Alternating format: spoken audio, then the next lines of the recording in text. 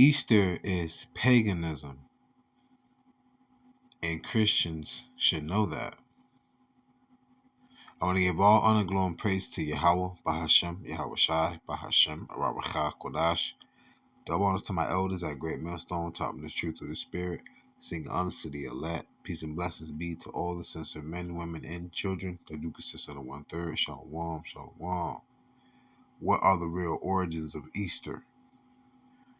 When you read the Bible, the word Easter is in there one time.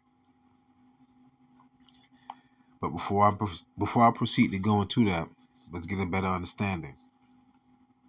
Oh, pardon me. By the way, I am reading an article from ucg.org/the good news. Okay. Matter of fact, I will leave the link of this article in the description box. You can read it for yourself. Easter is one of the most popular religious celebrations in the world, but is it biblical? The word Easter appears only once in the King James Version of the Bible, and not at all in most others. In one place it does appear, the King James translators mistranslated the Greek word for Passover as Easter. Alright, understand that. And it says right here, notice it in Acts 12:4, and when King Herod Agrippa I, had apprehended him, the apostle Peter, he put him in prison and delivered him to 4 quaternions of soldiers to keep him, intending after Easter to bring him forth to the people. Now I'm going to prove that it was actually the Passover. Alright. Hearken. This is Acts chapter 12 verse 4. Now on the left hand side is the KJV. The right hand side is the NLT. I'm going to read the left hand side. And when he had apprehended him, he put him in prison and delivered him to 4 quaternions of soldiers to keep him, intending after Easter to bring him forth to the people. Now when you segue over to the 4th verse in the NLT, Acts 12 chapter, says, then he imprisoned him, placing him under the guard of 4 squads of 4 soldiers each. Herod intended to bring Peter out of the public trial after the Passover. Okay, after the Passover. So it was technically talking about the Passover. Now, to further go in depth, and I'm not really going to spend a lot of time on this portion, but I want you to understand. Acts the 2nd chapter, the 1st verse, and when the day of Pentecost was fully come, they were all with one accord in one place. I might have to change the title of this video, because now it's going in depth to who, this is heavy, who the Peter, when it was talking to, when you had people gathering all over to Jerusalem on this day. This is getting heavy now. I thought about, now that I think about this, all right, pay attention. Now, going to the word Pentecost. Strong's G 4005. Pentecoste. Pentecoste. Pentecoste. The 50th day. What does that mean? The second of, I'm going to read it verbatim. The second of the 3 great Jewish feasts celebrated at Jerusalem yearly, the 7th week after the Passover, and grateful recognition of the completed harvest. Let this sink in, y'all. Let this sink in. The second of the 3 great Jewish feasts. When the laws was given, it was given to the Israelites. It was not no Jews. It was given to all of Israel. What does it mean by the 3 great feasts? You had the Passover, the sacrifice of the lamb. Then you had the Feast of Unleavened Bread. Then you had the 50th day, which was what? A recognition of the completed harvest. That's all Hebrew Israelite high holy days. Those are our Sabbath days. So who do you think was in Acts the 2nd chapter? I'm going to get back into Easter, but this is kind of hitting right now. So who do you think that Peter was speaking to right here? I'm going to read on down a little bit. Acts the 2nd chapter, the 4th verse on the left-hand side. And they were all filled with the Holy Spirit and began to speak with other tongues as the Spirit gave them utterance. And there were dwelling at Jerusalem Jews, devout men, out of every nation under heaven. out of every nation under heaven. Now when this was noised abroad, the multitude came together and were confounded, because that every man heard them speak in his own language. And they were all amazed and marveled, saying one to another, Behold, are not all these which speak Galileans? And now here we every man in our own tongue wherein we were born. The Spirit hid him so he was able to translate. Now listen to this though. Parthians, and Medes, and Elamites, and the dwellers in Mesopotamia, and in Judea, and Cappadocia, and Pontus, and Asia, Pergia, and Pamphylia, and Egypt, and in the parts of Libya about Cyrene, and strangers of Rome. Go read Romans, the first chapter, the 7th verse. Jews and proselytes, Cretes and Arabians, we do hear them speak in our tongues the wonderful works of God, which is Yahawah.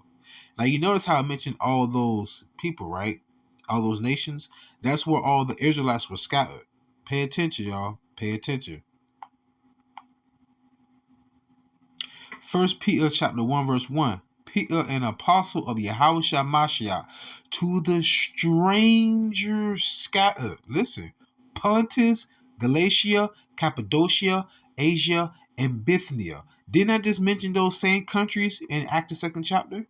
So it wasn't talking about the heathens from that country. It's talking about the strangers who were Israelites that were scattered from that country, who was gathered at the Pentecost, which is one of the high holy days following after the Feast of Unleavened Bread, following after the Passover, which the Hebrew Israelites kept, which is not Easter, which is a pagan holiday, which you're going to get back into. But let me rightfully put some respect on these two passages. 1 Peter chapter 1 verse 1 and 2. Peter, an apostle of YAHAWASHI, to the strangers scattered throughout Pontus, Galatia, Cappadocia, Asia, and Bithynia, elect according to the foreknowledge of God the Father, through sanctification of the Spirit, unto obedience and sprinkling of the blood of YAHAWASHI. Grace unto you and peace be multiplied. Let that sink in. All right. Now, let's get back to our rightfully scheduled program. All right, so we just went over that when you read Acts the 12th chapter, the 4th verse, that word Easter goes back to what? The Pesach, which is the Passover. All right. It says right here, the Gospels themselves appear to have been written from about a decade after Mashiach's death and resurrection to perhaps as much as 60 years later in the case of John's Gospel.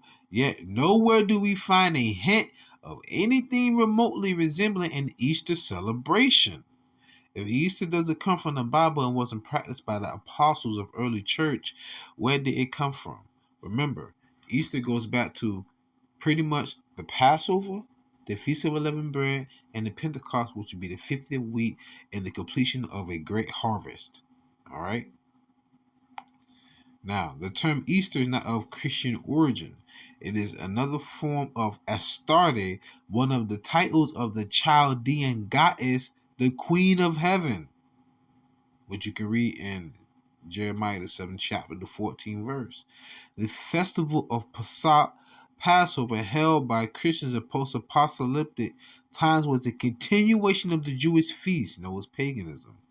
From this Pesach, the pagan festival of Easter was introduced into the apostate Western religion, and that's also a reference there. So it was paganism. Let's look up what paganism is. Paganism is the etymology from classical Latin paganus, rural, rustic, later civilian, is a term first used in the 4th century by early Christians. So this is following the Constantine, right? Remember the Council of Nicaea. Research that, the Council of Nicaea, by early Christians for people in the Roman Empire who practiced polytheism or ethnic religions other than Judaism. So it's paganism, anything outside of the scriptures. All right. Poly means more than one. Polytheism means the worship of more than one God, like a pantheon. All right. So that's pagan, man, in itself. Going back to Jeremiah 7 and 18, I said 14. Easter comes from a form of the name Astarte, a Chaldean Babylonian goddess known as the Queen of Heaven. She is mentioned by that title in the Bible in Jeremiah 7:18. All right, let me read that for you.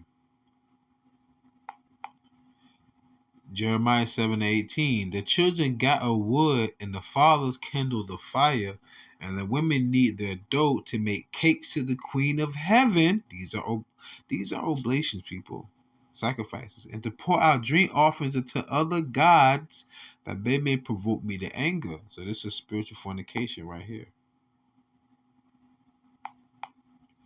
And you can also look at some other passages there if you would like to. But this is the portion I like the most of this whole article. It says, so that is pretty much the last sentence in the purple box. So Easter is found in the Bible as part of the pagan religion God condemns. Condemns.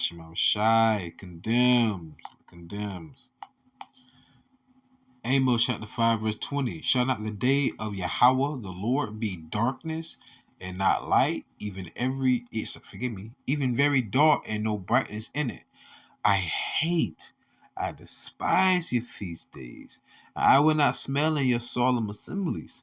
Though ye offer me burnt offerings and your meat offerings, I will not accept them.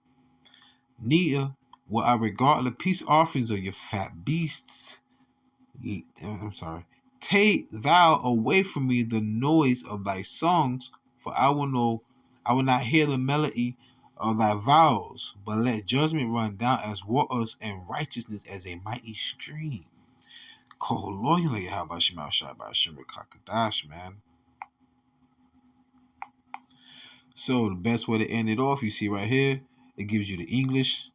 It gives you from English, Anglo-Saxon, Babylonian, Hebrew, and the Greek titles for this Easter goddess. Easter, Esther, Ishtar, Ashtoreth, Astarte. All right, Astarte, Phoenician and Greek fertility goddess. Ashtoreth, Hebrew name for the Canaanite goddess. Ishtar, Babylonian term for fertility goddess, and Anglo-Saxon Easter term for fertility goddess. Also, a little backstory: the whole thing, bunnies and eggs don't even go together. Don't even lay eggs. But really, what it is, when they boil the eggs and they hide the eggs and they have the children run around to gather the eggs. Remember, it's a fertility goddess. That means also a sex goddess. So the children get all amped up off of candy and everything. That's all it is, a whole bunch of sugar in those little bunny baskets, right, that you buy. All that chocolate, right? Get them hyped up off of candy all day. What are the adults doing? Drinking, probably smoking. And the children run around all day having a good time. They eating. They gather the eggs. The children are the sperm that's looking for the egg. They gather all the eggs, put them in their baskets, and then, they eat them later on or whatever. And then as the children die down from the sugar rush, what do the adults do later on that day? They will have sex, and that's pretty much like a little pagan, thing of worshiping the fertility goddess Ashtoreth or Astarte. Kind of like Christmas when your children bow down in front of the tree. The evergreen tree goes back to Nimrod. So your children are bowing down and giving, and you are giving gifts unto Nimrod by putting presents under there, and your children will open them up as a ritual as they bow down before Nimrod, which also that would be a phallus, another word for penis. It's all wicked and paganism, y'all. But nonetheless, though, with that being said, I pray you was edified and fed. Stay in the spirit. Don't fear it, just endure it. Ask for forgiveness. Pray without ceasing. Stay humble. Remain diligent. Call MashaAllah. Shalom.